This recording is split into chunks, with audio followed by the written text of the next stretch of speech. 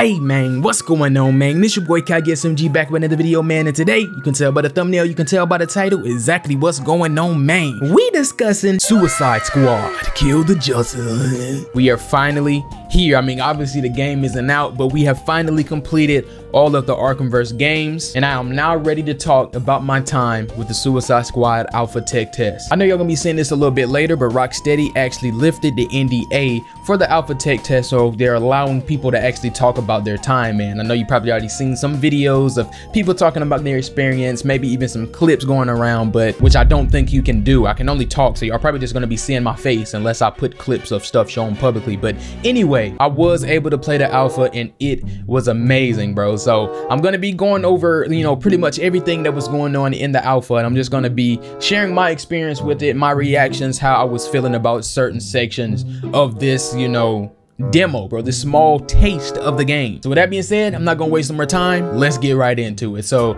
I ain't write no script, so I'm just gonna go in and let's see. It starts off with the tutorial, but before we get into any of that, bro, I just gotta say, Rocksteady, I really think they got a diamond on their hands, bro. This is a game that it's been a minute since I was looking forward to a game like this. Spider-Man 2, bro, I was on that, you know what I'm saying? That was like a given, but this one, going into it, it was like, okay, I want to play this, you know what I'm saying? It looked cool. I want to get more into DC stuff. But then over time, bro, like, hey, man, you know what I'm saying? People say what they want to say about Marvel Avengers, but that was one of my favorite superhero games. This might be the same exact way. I'm really looking forward to this one, Rocksteady. I'm very happy with what I'm seeing so far. But as far as the Alpha, it starts off with a tutorial mission. I think you play as Deadshot first, and then it like goes through you're all trying to get to a certain point to start a mission, but they all have to race there or something like that. So this is a way to showing everybody's character and traversal and combat and all that stuff, man. Tutorial off the rip, I was already hooked in, bro. As soon as it loaded me in, bro, and I saw Deadshot standing there, he was like in some sandy area. It was a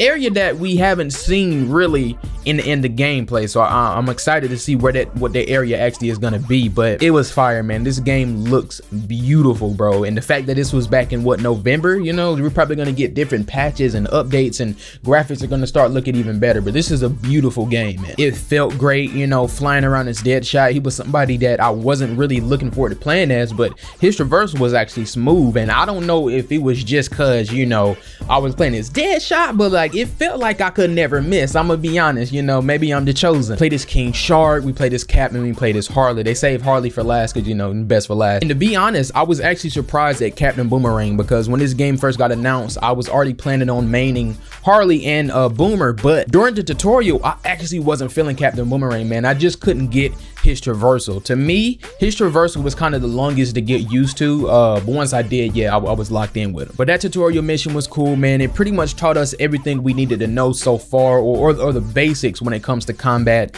We did that around, man, shot some enemies. We all met up to start some mission, and that mission was crazy. I was like, how the freak is it starting like this? But it was one of those missions, you know, how they have something bad going on, and then they put freaking 3 days earlier on the screen so then they can show how we got there. That's exactly what happened. And when that happened, it triggered the cutscene of the Suicide Squad still in the asylum, Arkham Asylum. And I honestly was missing stuff already, because on Twitter I saw people saying that Aaron Cash was shown in that cutscene, and I completely missed him. But I think it was because nobody was talking, because I swear in that cutscene only Amanda Waller was doing a narration or something like that, and if they showed him, I just probably blinked. But people said they showed his hook and everything. But regardless, that cutscene was funny, man. Once again, the graphics were amazing, cast is amazing. Deborah Wilson, Tara Strong, Samoa Joe, everybody, bro. I found out Deadshot is voiced by, I don't know if y'all seen this movie, but the Jackson 5 American Dream, the dude that played his young Jackie, bro, that's Deadshot.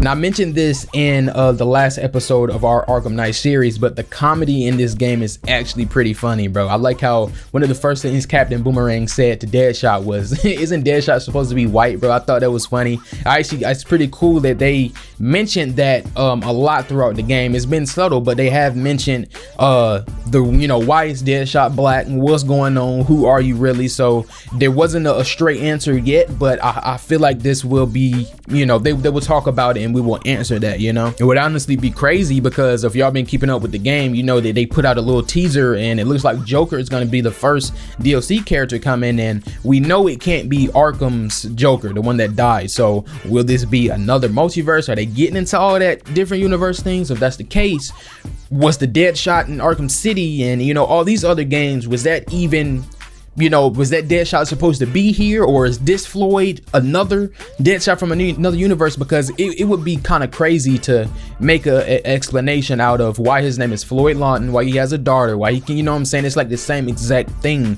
Only other explanation, if they wanted to take it there, would be some multiverse stuff, but how the freak would that work? But yeah, man, that whole first introduction scene was funny, man. Just showing how the squad acts, their personalities, you know what I'm saying? Especially if you don't know them. King Shark was freaking hilarious. They all got tricked into putting the bombs in their own necks. You know, it was like a slideshow type of a scene, you know what I'm saying? Like, it wasn't a lot of animations, it was music playing in the background. They showed different it was almost like, you know how you get like a character showcase and you can spin the model around or something. It was like that, just showing them completely acting a fool, bro, trying to get that thing and inject it in their necks. And once they did, Amanda Waller came back in, zapped them up, and sent them on their first mission. I think after that was our first mission. We woke up on a truck or something like that, and by this time I'm already hooked, and we're just in cutscene. I already played the game a little bit in tutorial, now we're in the cutscene. I'm like, you know, ready to play the whole game. I was getting mad constantly that this was just, you know, alpha beta, you know what I'm saying? I was ready to complete the full game, but it kept stopping. I had to restart and all that stuff. But anyway, we were on that truck. I think King Shark was driving, he broke the brakes. We were about to crash. Harley was clapping and, you know, laughing and all that, ready to die, but of course we didn't. You know, there's still, you know, a game to be played. And from there, I think is when they started giving us control of the characters. We could switch between characters freely. I played this whole thing solo. I played the whole entire beta over and over again, and I did it solo. I'm a solo story mode type of player. So, but we could switch characters on the fly. Outside of combat, in combat you have to play as your character, which makes sense, but outside of combat you can switch characters anytime. There's emotes in the games that was unexpected, to be honest. You know, when I saw it, I was like, okay, this is multiplayer. Once again, I'm going in thinking it's just solo, so the emotes kind of caught me off guard, everybody dancing and stuff. But from here, I think we were heading to the Hall of Justice, which has been shown a lot in the Suicide Squad Insider. People are putting out gameplay of it that played it early when they got to go over to Rocksteady Studios, because that stuff wasn't under NDA. But we went to that section. That's pretty self-explanatory. If y'all seen that gameplay, we found some of the Justice League's tech and we stole that. But outside of that, man, when you're in there, if you're playing this game for yourself, you're not watching anybody you know, play it, make sure you interact with everything in the Hall of Justice, man, because that's very, very cool. Nice Easter eggs, nostalgia, especially hearing Kevin's Batman talk about his, you know, events of the Arkham stuff and joining the Justice League and, you know, working with the Justice League, you know, playing all these games, and, you know, see how Batman is always trying to do stuff by himself and, you know, not really accept help. Now that he's standing up here with the Justice League, it's just crazy. So definitely try to interact with every little thing that you can find, bro, because it's going to be something cool. But yeah, this was the scene where we stole all of the weapons, you know, the Speed Force Gauntlet. Harley got the bat drone and zip line and all that stuff, or grappling hook, and we headed out. This is when we finally left to go into Metropolis, man. I don't even know if the Suicide Squad knew they were there, because when they opened the doors, they were shocked. They saw the sky or the skull ship, you know, they found out Brainiac was taking over, Captain Boomerang was angry. Then they finally let us traverse around the city. This was another point in my mind where I was like, yeah, bro, this game is freaking beautiful, bro. The scale of Metropolis, I don't know if it was the first gameplay trailer. It was something where the devs were talking, and I think I heard somebody say that the city was kind of posing as a fifth playable character in this game, and I can see exactly why they said it. I'm gonna touch on some more of that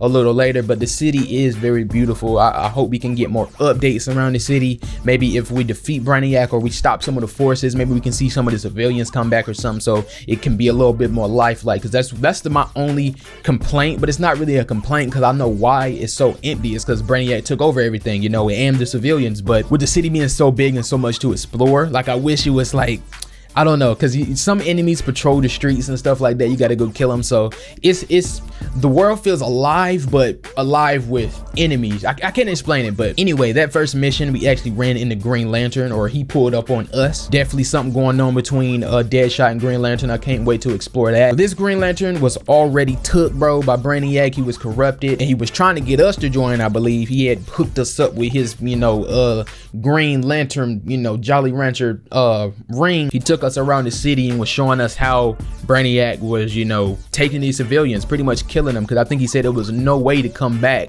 once you get converted. So that was actually interesting, because are we really gonna have to kill the Justice League, or can we save them potentially? I don't know, man. But the one and only Flash pulled up and saved us. And once again, this was still kind of like cutscene. I could move my camera around, but I couldn't play because Green Lantern had us, hooked up. But man, it's a beautiful game. The scenery, the score, the cast, the voice acting, it really had me hooked in, bro. And I wasn't even playing with headphones, so I can't wait for the full game so I can really immerse myself in the story, in the sound, in the game, and all that stuff. But the Flash was still okay when he tried to come save us, man. He actually ended up fighting Green Lantern. That was another cool scene, because we could run around the city trying to catch the Flash, make sure we can see this fight, because he's fighting Green Lantern. Green Lantern is growing, he's all giant in the sky, and you can see Flash running around him and all that. And as a Suicide Squad, we just gotta watch. I don't even think we had our guns, but it wasn't upgraded or anything yet. We're just watching these two Justice League members fight each other. Flash ended up getting hurt, I believe, in this fight. I don't know if he got shot or he just was hurt. I don't know. I remember blood, but we had to go find him because he was still trying to kind of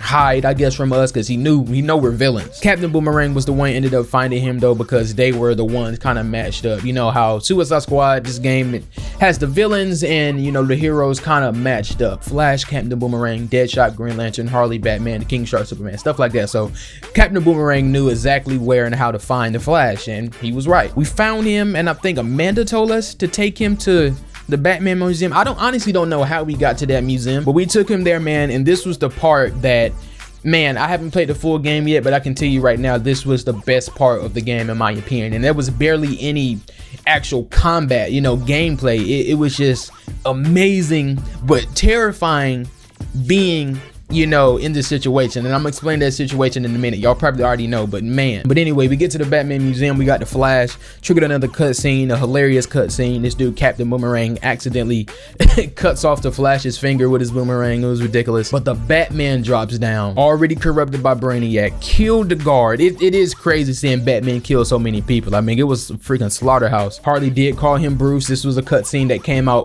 publicly, so I can talk about that and show that in the background. But Harley called him Bruce. So that's still going to show that everybody does know Batman is Bruce Wayne. But when the gameplay part actually started, I think Batman cut the power and the lights of that museum and locked us in there, bro. So we are in a museum, no lights, no way to get out, with Batman trying to get us. You know what I'm saying? These Batman Arkham games, we were in the shoes of Batman, going to get villains, trapping them in, taking them down. To be on the other side is a whole nother story, bro. I'm trying to tell you, I think they had switched my character actually. I was playing as Harley, of course, and then all of a sudden I was playing as King Shark or something like that. I'm like, what is going on? And I started moving through this museum. Damn, red lights is flashing. You could see like vents opening and sliding back and all that. And as somebody that played the Batman games, you know exactly what this dude Batman is doing. I think that's the scary part. You're getting hunted by Batman, and if you play the Arkham games, you know what he's doing, but it's still unpredictable because he be going through vents and damn hanging from gargoyles and zipping you up and all that, bro. So playing this game as a villain and going through this museum, kind of just waiting for Batman to get me, because we gonna get you, bro. It was terrifying. That entire section was flawless, bro. He was knocking out everybody. He folded Captain Boomerang. I think he landed on his neck, hitting us with jump scares, all of that. But it ended up switching us back to Harley, and I think they did that on purpose. Like Harley was supposed to be the last person Batman got, and that's probably because, like I was saying earlier, villain and a hero, it's a little a matchup they got going on. So Harley was matched up with Batman for this last section, and he actually had a gun on her after he had knocked her out. He was about to shoot her, I think. I don't know what stopped him, but he ended up getting the Flash and he took him to Brainiac, and that's how the Flash got took. But the fun wasn't over yet, bro. We got to another section similar to the Hall of Justice where we could explore and you know, listen to different Easter egg things. This is a museum, so they had like different statues that you could go and interact with, and Jack Ryder would do a narration of, you know, that statue. Like say you went up to a statue of the Joker and Jack Ryder would talk about the Joker and Arkham Asylum, Arkham City. He was pretty much doing a narration of the events of the Batman Arkham game, starting from I actually believe Origins up into Night. So that was interesting. And if you play as a certain character and interact with a certain statue relating to that character, they will have something to say. Like for Harley, when she went up to the Joker statue, she was talking about how when Joker died, she kind of hid all of that in her brain. I forgot the actual term for it, but it's when you hide all, like, you suppress memories in your head. She talking about how she did that. Deadshot was there as well. You could play as Deadshot, go up to the other Deadshot. I forgot exactly what he said, but they're definitely gonna answer that question, and I hope anyway, of why this Deadshot is black. But yeah, man, make sure you listen to everything, bro. Everything. It took me a minute to find Poison Ivy, but she did have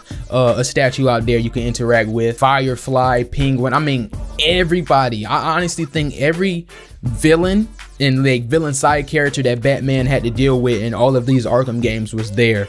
Jack Ryder was narrating. It was a very cool experience. And at the very end, the last statue you could go to was Batman shaking Superman's hand, and Jack Ryder was explaining how Batman joined the Justice League. And I think the very first thing he said was after faking his death, and you know, Batman joined the Justice League, yada yada yada. So it's known that Batman did fake his death. I think everybody in the, you know, the DC world, Metropolis, Gotham knows that Batman faked his death, so it's not a secret anymore. But after that, we finally got the first appearance of Hack. That's the one that's going to be doing all of our upgrading and talent stuff and all that stuff, the one that can upgrade our skills. But she showed up and she was able to unlock the door through hacking and let us out. And with that, we could go back to the Justice League or the Hall of Justice, Justice League HQ, whatever you want to call it. And all throughout this, you know what I'm saying, I'm still hooked in. I was already locked in the first Arkham Asylum cutscene, shoot the tutorial. But you know, after gameplay points and you know, traversing to these next story locations and all that, man, I was just getting used to traversal, switching the characters. The Riddler showed up, you know what I'm saying? Well, not showed up, but he started talking to us. It's like every time you get into the city to, you know, traverse to another location, new stuff starts to happen. You can hear different people talking to you. Lois Lane is in the game. She's on the screens, you know, talking to her. Her face is being showed, similar to how the Riddler was in Arkham Knight. He pops up on the screen and talks to you. Lois Lane is doing that now in Metropolis, giving updates about, you know, the people still trying to fight, while you have Batman is talking to us, an evil Batman, talking about, you know, watch out for Harley, she's faster than she looks, you know, take the shark down, he's the only one that can do damage, yada yada yada, and praising Brainiac and all of that. So it's just crazy hearing Arkham Batman really mind control, bro. He's talking crazy. And people pointed out on Twitter, I didn't see this in my time playing, but this dude Batman will follow us around and stalk us from rooftops, bro. And let me tell you, bro, I was shaking in my boots during the museum. If I catch this dude Batman looking at me from a high building, boy, oh man. We made it back to the Justice League HQ, Hall of Justice, whatever you want to call it, and it was actually a door that we could go to earlier, but it was locked. We needed like a handprint or a fingerprint or something like that. If you remember, I said Captain Boomerang cut this dude Flash finger off, and of course he still freaking has it. So he uses that to open the door, and that's when we go to, like, I guess the meeting room of the Justice League. It was the big table, I think a Batman like back computer thing, all of their suits in the back. It was a beautiful thing. The scenery, bro, y'all heard me say many times playing the Arkham games that the scenery is beautiful. Rocksteady makes beautiful games, and they're continuing that trend in Suicide Squad, man. This was actually the scene, I think Wonder Woman made her first appearance in the game, and man, let me tell y'all something about Wonder Woman. Y'all can't see it right now. Hold on real quick. It had to be done though. It had to be done. I know this game is taking place in a whole nother universe, but it's just getting me very excited from the Wonder Woman game, bro. I cannot wait for that. Can't wait to hear more, see more from that character and how much of a part she's gonna play, because right now, what I played and from other gameplay that we've seen, Wonder Woman is the only one that isn't corrupted by Brainiac. She's gonna be a big player when it comes to defeating Superman especially. We don't know how many other Justice League members are out there. There was posters of Zatanna around the city. I think there were some references to Aquaman Batman and Atlantis and all this. We don't know if, I actually think one of you guys, I think Brian Mays, the one that always leave those fire Easter eggs, she had told me that Green Arrow and, you know, other people were being referenced in Arkham Knight. So it definitely seemed like there's way more Justice League members, but in this game we only have a select few. So right now Wonder Woman is the only one that isn't corrupted, but she beat the mess out of us essentially. You know what I'm saying? We're villains, we're in the Hall of Justice trying to take stuff, touching stuff. So she came in, folded everybody, knocked King Shark out, started asking us questions and all that. But I think Amanda Waller actually had pulled up and kind of saved the day. And you know Amanda Waller, she ain't scared of nothing. She came in, you know, kind of showed her authority, you know, said, you know, was speaking with her chest and told Wonder Woman she was going to be taking the Hall of Justice as a base of operations. And that's exactly what happened. And this is the part where we were about to actually start getting into more gameplay, less cutscene, because we were still kind of in introduction. You know, we had ran into Hack in her real form, you know, and we figured out, you know, why she was like that. That was a cool situation. But yeah, it was time for us to gear up. We went to go get our suits, get our guns and all that. And it was actually interesting once again, and this is about Harley, because once they go to their lockers to get their gear, Harley's gear or outfit that was in the locker was her outfit from Arkham Knight, but she looked at it in disgust and she slammed the locker. I was kind of saddened, bro, but like I knew this Harley was different. So I don't know if they would bring those outfits back. I will make a wish list because there's a lot of suits I want to see, a lot of characters I want to see, and that would be one of the suits, but Harley in game doesn't even want to wear it. But I feel like, you know, that's just a part of the story. You know, we can probably still wear whatever we want to wear if Rocksteady puts it out via Battle Pass or earnable cosmetics. As I actually saw, it was a Caboose video, but Captain Boomerang was in his underwear, so if he can wear that, everybody else can probably wear, you know, whatever. They all were suited up and ready to start their mission. And yeah, this is when I really got to go in. This part, and at the end, once we finally beat the alpha beta, is when probably the most fun was had, because I could just go around the city, wreak havoc, kill enemies, level up. You know what I'm saying? I got my Harley to a level 7, I think, or a level 8, and Boomy was like a level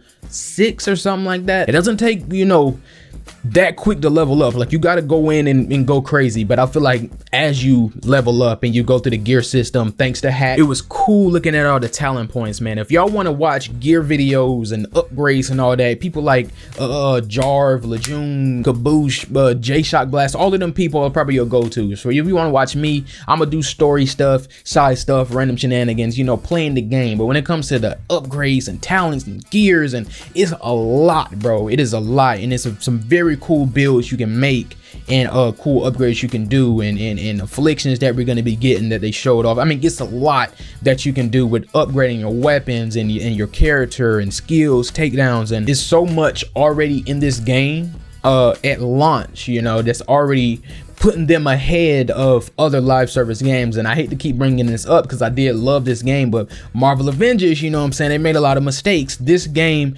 is doing everything that Marvel Avengers should have did at launch. You know what I'm saying? Marvel Avengers didn't have almost anything at launch. They had a story, you know what I'm saying? This game, Suicide Squad, is having everything it should have, and it's already teasing the first DLC character, and you know what I'm saying, they're coming in strong, you know. But yeah, man, during this part, you know, we ran into more characters like Rick Flag. He made his appearance. He was somebody in our ear talking to us, leading us through missions. We had to go meet up with the Penguin and kind of told him that you're gonna start making weapons for us now, you know, get right or we gonna beat you up. You know, the missions in the game are pretty hectic, I gotta say that though. It took a little minute to get used to everything, but I wouldn't say more than maybe a couple missions I was ready. And by my second run, after I beat after I beat the test the first time, man, and I went back in to do it again, I was, you know what I'm saying, I was locked in. I knew everything. I was going through the missions way quicker than I did on the first time. So it's easy to get used to it, especially when you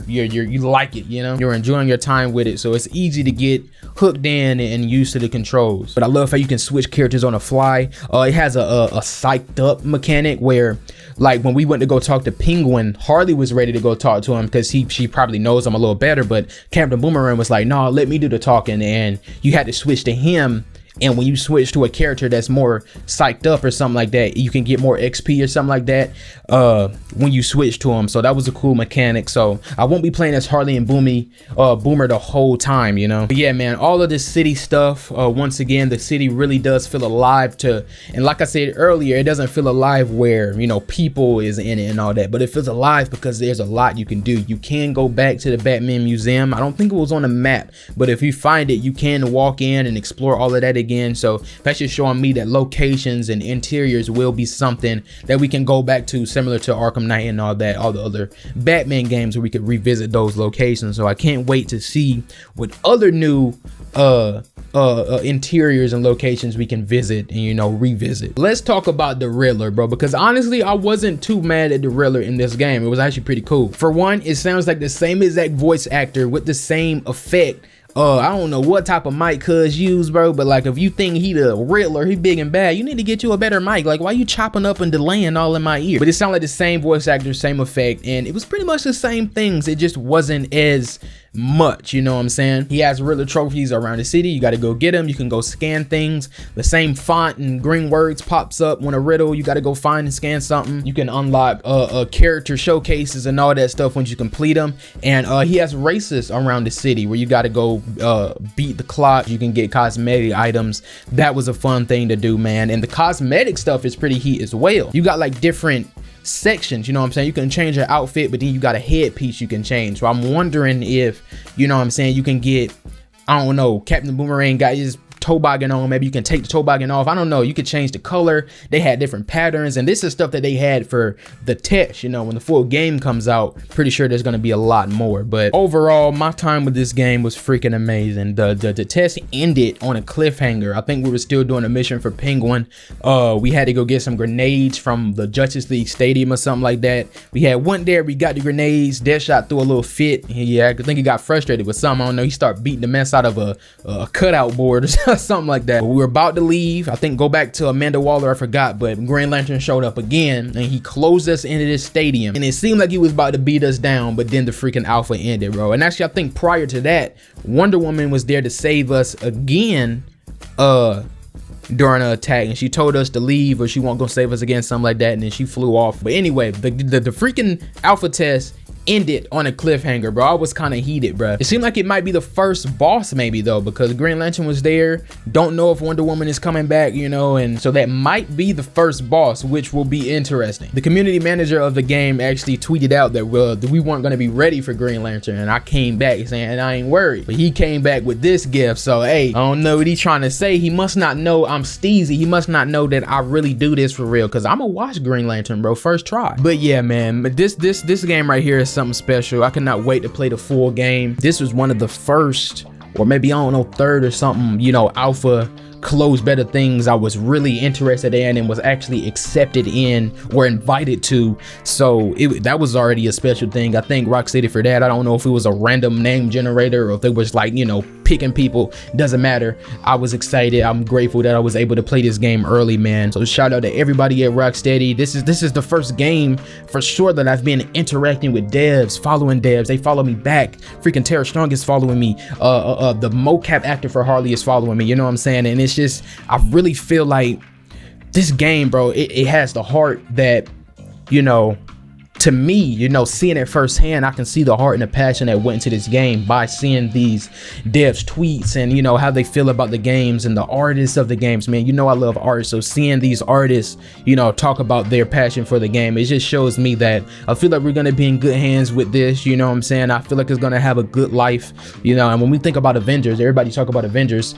that had what, 2.5 years, you know what I'm saying? So already, with so much already being in Suicide Squad, I definitely see this game having a pretty good life. You know what I'm saying? It's freaking #1 best-selling in the PlayStation Store right now. I mean, it's looking good, you know, and I just can't wait for it to come out January 30th via early access on the digital deluxe, February 2nd for everybody else, or the main worldwide release. It's February the 2nd, right? Yes. But yeah, man, it's been about 30 minutes. I wasn't expecting this video to be long, especially because y'all can't really see gameplay. Y'all just see my face. I might put some gameplay of the public stuff, the stuff that's already out. I'll put that out. But yeah, man, Suicide Squad Kill the Justice League is coming up on the channel. We actually still got a little free time, and I was thinking, you know, like I mentioned the multiverse earlier, maybe we should jump over into another DC universe, another DC game, 2 of them actually, that might be pretty quick to beat. I don't know, it kind of rhymes with Augustus Bombs or Busters, so maybe we could play those games. They're pretty short, you know. We might be to beat those right before Suicide Squad. I do want to make a wish list video. I might just do one. I want to talk about characters I want to see